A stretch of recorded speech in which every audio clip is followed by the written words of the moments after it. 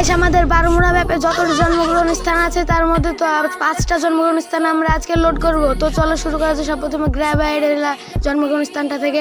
যা বলছে সব মিথ্যা কথা। সবার প্রথমে টুকটুকিতে ভাড়া মেরে এখানে চলে এলাম। এই ল্যাবটাতে এখানে একটা এমফোন নামক গুলি পেয়ে সেটা কুড়িয়ে ল্যাবে বসে গেলাম লাভ পূরণ করতে। তো গাইস, এখানে লাভ পূরণ করতে করতে একটা হাগলো কিন্তু আমাদের কোন দিক থেকে জ্বালাচ্ছিল, আমরা তাকে দেখতে পাচ্ছিলাম না। অবশেষে আমি তাকে দেখে নিয়ে এমফোর হাতে তুলে নিয়ে তারপর তাকে এমফোরে পুরো লাল মেরে তাকে লবিতে পাঠিয়ে দিলাম।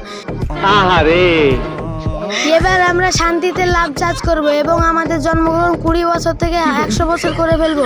এখানে দেখতে পাচ্ছ লাভটা অর্ধেক লোড হয়ে গেছে। অর্ধেক লোড হতে তো অবশেষে দেখতে পাচ্ছ লাভটা আমাদের জন্মগ্রহণ লোড হয়ে গেল। এবার আমরা চলে গেলাম পরের উদ্দেশ্যে। তারপর এখানে চলে এলাম শিপইয়ার্ডের লাভটা লোড করতে। এখানে শিপইয়ার্ডের লাভে বসে গেলাম হালকা করে। তারপর স্কোপিং করে চারিদিকে এনিমি আসছে কি দেখছি। অনেক এনিমি এসে তখন আমাকে সোজা লবিতে পাঠিয়ে দেবে। তখন আমাদের প্ল্যানটা সাকসেসফুল আর হবে না। তো এখানে আমি বাংলা গান গাইতে গাইতে লাভটা চার্জ করছিলাম। অবশেষে লাভটা এখানে চার্জ হয়ে গেল, পুরোপুরি কমপ্লিট হয়ে গেল।